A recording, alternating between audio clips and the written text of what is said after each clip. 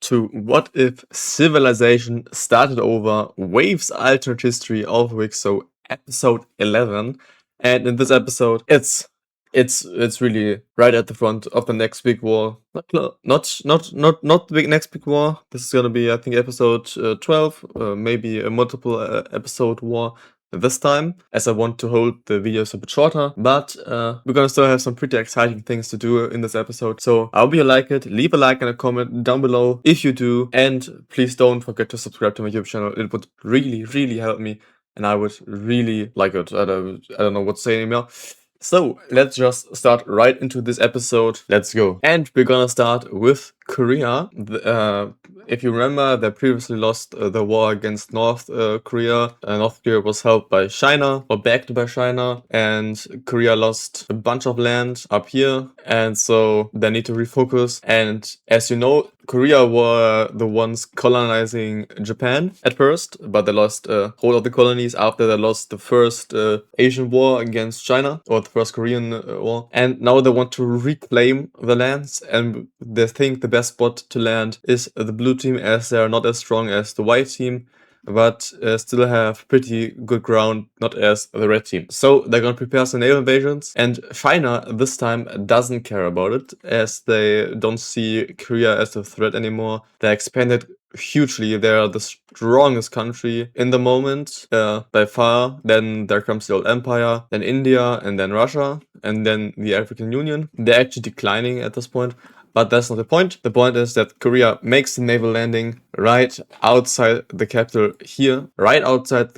here, landing, and also on this tip right here. After the landing is successful and are holding out here, they're gonna send more troops in to flood the country. First, they're gonna capture this major city right here, splitting the country in half. Also pushing this major city, the complete bay here, and now having a huge ground invasion ready, completely encircle the capital. They will let here capture these two major cities down here, push up, and now are at the last final two major cities right here, capture also the major city right here. But after all this fell, the white Chinese team also moves in, wanting to have more land, and also see that as an opportunity to gain more land, capturing these two major cities right here, pushing down, connecting up with the Koreans, as the Koreans capture the capital, and the blue Chinese team surrenders, and we're gonna look at this peace treaty. And these are gonna be the new borders of Japan.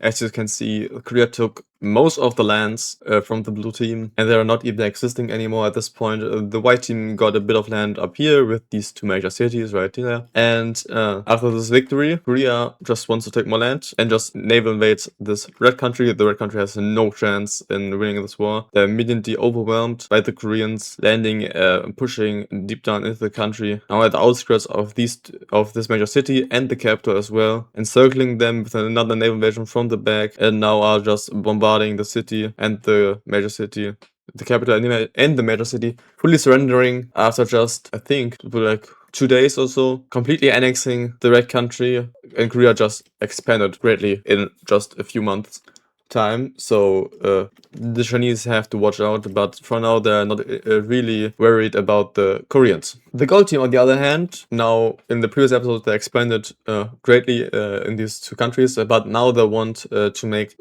one of the most important conquests they need to do before they can get, before they can become a major player on the field. They need to take out the Somalians. So their mighty military strength, they're going to prepare the invasion, especially on this major city that is split into these two countries. Both countries have part of the major city. The major city is split in half, basically, after the conclusion of the Iberian front, or after the Iberian Revolution took place in, I think, episode 2 was it, or 3? Not really. The city got split in half between the Gold Country and the Somalians. But the gold team will now move troops in, capturing all of the major city and the surrounding areas. This will piss off the Somalians, as they got attacked, and the Somalians will declare war on the gold team, stating that the gold team acted first and they need to retaliate this behavior. The gold team only waited for this moment, so they're gonna move all their power from this major city, especially right here at the coast, and just push into the country. The Somalians are not really weak at this point in time, as they expanded greatly and defeated especially the Iberians or Galicians in the past, so they know their way around. But the gold team has the upper hand in this war, as clearly as you can see. They need to retreat from this area to not get encircled, which the gold team uses as a pretty good defensive line. And now are at the outskirts of this major city right here, fighting over it. And after a long and harsh fight, the gold team manages to capture the major city, which will give them enough room to, or enough supplies to make it next advancement into the next major city, capturing it also. And this will lead to the rapid advance also in the north. With the morale boost of capturing 2 major cities, the gold team can now convince their troops to push faster and deeper into the enemy territory, capturing a lot of land, as in south. In the south. In the north, the advancements slow down as the Somalians reorganize their military and the front stops. The Somalians can make some pretty good advances or into their own country, taking back a lot of land, and now also are at the outskirts of their previously captured major city and are trying to recapture it. But in the south, the gold team can make the last final push, capturing this major city right here, encircling or splitting the country in half. This will lead to the rapid reorganization from this front to down here, as the gold team moves up and is currently threatening this major city right here. A lot of troops swarm down. This will lead to the next big advancement from the gold team up here, as I chase the Somalians back. Down here in the south, in the encirclement, the gold team quickly moves in, trying to capture this area as fast as possible to have more troops available for the main front. As I capture this major city, the whole part down here just surrenders over to the gold team, and now it's only the capital and one major city left, as the gold team captures the other one down here. They push up slowly but surely and capture the last major city before the capital. But the capital, as we know, is heavily fortified. It's one of the best fortified cities in the entire world. So it's really, really difficult to invade it. But the gold team makes a pretty good attempt, but still fails sometimes. But they're gonna just wait it out, put some naval blockades out around the city, and just bombard it.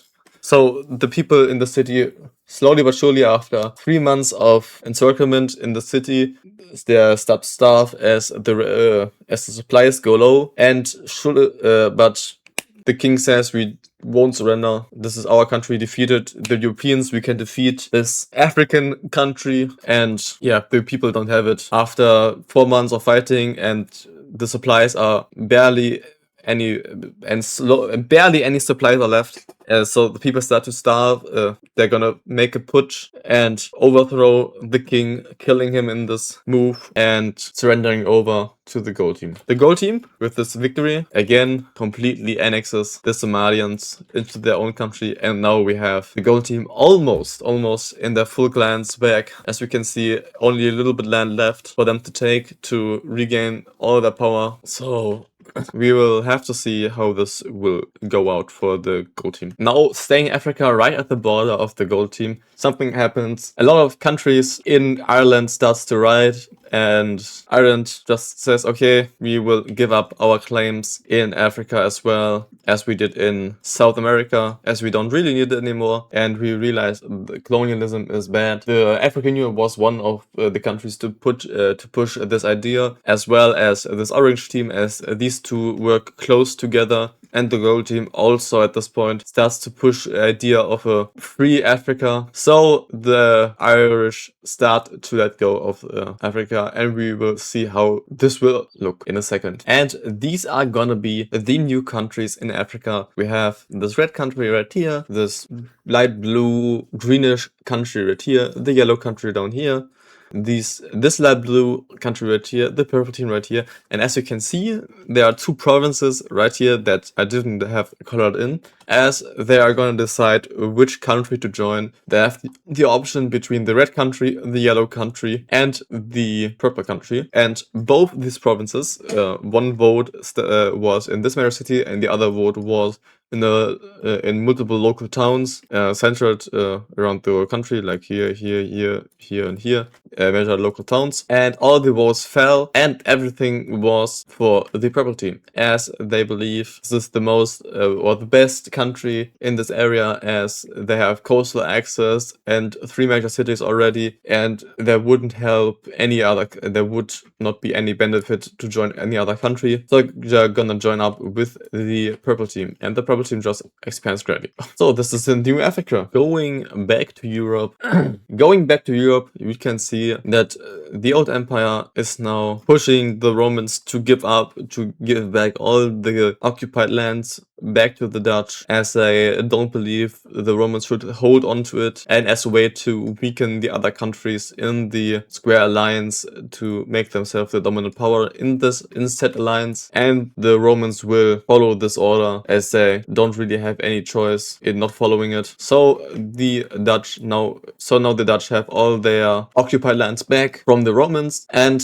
with this the Romans will go over to Russia and demand they give back all the land or some of the land they occupy from Dutch, so the German puppet. But the Russians will not do that, and actually call out the old empire and says, this is just a way to weaken your allies, and we will not follow this ridiculous order. This is our land, we rightfully earned it, we fought this war, and this is our land now. But the old empire still pushes the Russians to do this. They say, if we don't do this, you're gonna be out of the Square Alliance. And the Russians, alongside the puppet, decide, okay, it's time to leave the Square Alliance. Also, this is not exist anymore. So the Square Alliance is now only part of these 4 countries right here, or 3 countries, because it is a puppet state. And we see that Russia is now really pissed about the old empire and is now actually creating an alliance of their own. And this is gonna be the Square and this Circle Alliance. As you can see right here, the Circle Alliance will be created, and the puppet of Russia will also join it, obviously. So we have 2 alliances in Europe right now, one of which is from Russia, the other one is the old empire.